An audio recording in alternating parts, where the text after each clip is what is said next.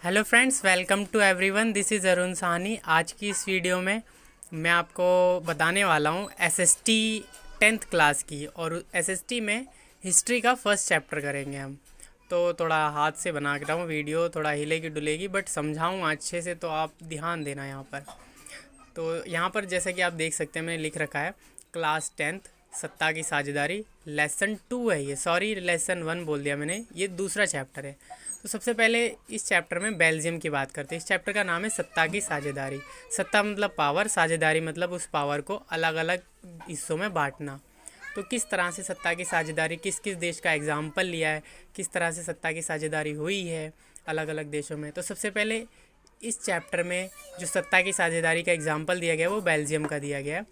देखो जैसा कि यहाँ पे लिखा हुआ है यूरोप, ये जो बेल्जियम है ये यूरोप महाद्वीप का एक छोटा सा देश है। ठीक है, बेल्जियम यूरोप महाद्वीप का एक छोटा सा देश है। तो बेल्जियम यूरोप महाद्वीप का छोटा सा देश है, और इतना छोटा है कि ये हमारे हरियाणा राज्य से भी छोटा है। हरियाणा भारत में, तो हरियाणा एक राज्य है और ये देश है। तो सोचो ज़रा कि ये देश होकर हमारे हरियाणा राज्य से छोटा है। तो इसकी सीमा फ्रांस, नीदरलैंड, जर्मनी, लग्जमबर्ग से लगती है। तो इसकी जो सीमा है फ्रांस, नीदरलैंड, जर्मनी, लग्जमबर्ग से जाती है। और चौथा पॉइंट इसका, इसकी आबादी 1 करोड़ से अधिक है, बट हमारे हरियाणा की आबादी की आधी है ना। इट मीन्स कि हमारे हरियाणा में लगभग 2 करोड़ तो आबादी होंगी ही होंगी, क्योंकि इसकी हमारे हरियाणा राज्य की आबादी से आधी है। और इसकी जातीय बनावट बहुत ज़्यादा जटिल है। एक बार रिवाइज कर लें। बेल्जियम यूरोप महाद्वीप का छोटा सा देश है, हमारे हरियाणा राज्य से भी छोटा है। इसकी सीमा फ्रांस, नीदरलैंड, जर्मनी, लग्जमबर्ग से लगती है। इसकी आबादी 1 करोड़ से अधिक है और हरियाणा आबादी की आधी है। यहाँ की जातीय बनावट बहुत ज़्यादा जटिल है। जातीय बनावट मतलब यहाँ के जो अलग अलग कास्ट सिस्टम होंगे, कास्ट होंगे, आपस में लड़ते होंगे। सिंपल सी बात है, लड़ते होंगे या फिर उनके बीच में थोड़ा समस्या होगी, फिर उसको सुलझाने के लिए जो जो दिक्कतें आती होंगी, इसलिए लिखा होगा जातीय बनावट जटिल है। आगे देखिए बेल्जियम। बेल्जियम मुख्य रूप से 2 इलाकों में बटा हुआ है। 2 इलाके मीन्स यहाँ पर 2 टाइप के लोग रहते हैं मुख्य रूप से।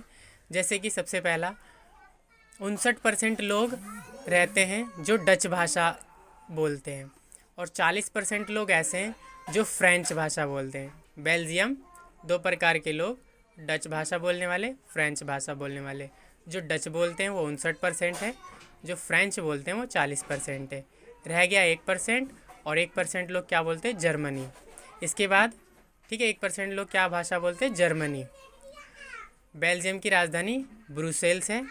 ब्रुसेल्स 2 प्रकार के लोग रहते हैं यहाँ भी। 80% लोग फ्रेंच भाषा बोलते हैं और 20% लोग डच भाषा बोलते हैं। ये हो गए अल्पसंख्यक क्योंकि ये कम है, और ये हो गए बहुसंख्यक क्योंकि ये ज़्यादा हैं। ठीक है, बेल्जियम की राजधानी क्या है, ब्रुसेल्स। ब्रुसेल्स के अंदर भी 2 कैटेगरी में डिवाइड किया गया है। 80% लोग कौन सी भाषा बोलते हैं, फ्रेंच भाषा। 20% लोग कौन सी भाषा बोलते हैं, डच भाषा। जो 1% रह गए हैं ये कौन सी भाषा बोलते हैं, जर्मनी। नहीं सॉरी, ये मैंने पिछला वाला ऐड कर दिया। ये ब्रुसेल्स वाला हम पढ़ रहे थे। ब्रुसेल्स जो है ये बेल्जियम की राजधानी है। इसके अंदर 80% फ्रेंच भाषा बोलते हैं, 20% डच भाषा। तो 80 और 20 100 तो वैसे ही हो गए। अब अगला तो देखिए दोस्तों, यहाँ पर आगे लिखा हुआ है अल्पसंख्यक फ्रेंच भाषा बोलने वाले लोग। जैसा कि मैंने बताया, अल्पसंख्यक जो कम है वो लोग हैं, बहुसंख्यक जो ज़्यादा हैं वो हैं। तो अल्पसंख्यक फ्रेंच भाषा बोलने वाले लोग ज़्यादा ताकतवर और समृद्ध हैं। ये थोड़ा आश्चर्यजनक है लेकिन सही बात है। ठीक है, कि बेल्जियम में जो अल्पसंख्यक थे, मतलब जिनकी संख्या कम थी, वो ज़्यादा ताकतवर हैं, और जिनकी संख्या ज़्यादा है वो इनके मुकाबले कम ताकतवर हैं। तो आप खुद सोचिए कि 10 लोग ज़्यादा पावरफुल होंगे या 2 लोग ज़्यादा पावरफुल होंगे। तो नॉर्मली बेसिकली हमारे दिमाग में ये आएगा कि 10 लोग ज़्यादा पावरफुल होंगे, बट यहाँ पे थोड़ा उल्टा हो रहा है कि यहाँ पर जिनकी संख्या कम है वो ज़्यादा ताकतवर है, और वो फ्रेंच भाषा बोलने वाले लोग हैं। डच भाषी लोग इस बात से नाराज़ थे क्योंकि वो उनकी संख्या ज़्यादा है, वो ताकतवर क्यों नहीं है। 1950-60 के दशक में फ्रेंच डच बोलने वाले समूहों के बीच में तनाव बढ़ने लगा। ठीक है, 1950 से 60 के दशक में, यानी कि 50 से 60 और 60 से 70 दशक मतलब 10 साल होता है। इस 1950 से 60 के दशक में फ्रेंच और डच बोलने वाले समूहों के बीच में तनाव बढ़ने लगा, क्योंकि फ्रेंच जो हैं वो कम हैं फिर भी ताकतवर हैं, डच जो हैं ज़्यादा हैं फिर भी इनके मुकाबले कम ताकतवर हैं। तो जाहिर सी बात है दोनों ये जो डच जिनकी ज़्यादा जनसंख्या है वो अपनी नाराज़गी प्रकट करेंगे और इससे तनाव बढ़ेगा। ब्रुसेल्स में तनाव ज़्यादा दिखा, क्योंकि ब्रुसेल्स मेन जगह है, ब्रुसेल्स ही बेल्जियम की राजधानी है। ठीक है, तनाव बढ़ने लगा। चलो एक बार फिर से रिवाइज कर लेते हैं। बेल्जियम 2 इलाका है, 59% लोग डच भाषा बोलते हैं, 40% लोग फ्रेंच भाषा बोलते हैं। शेष रह गए 1%, क्योंकि 59 और 40 99 हो गया। 1% लोग जर्मन भाषा बोलते हैं। इसके बाद राजधानी ब्रुसेल्स की बात करते हैं। ब्रुसेल्स के अंदर भी 2 कैटेगरी डिवाइड है। फ्रेंच भाषा बोलने वाले लोग 80% हैं और 20% लोग हैं जो डच भाषा बोलते हैं। इसके बाद हम आगे आते हैं।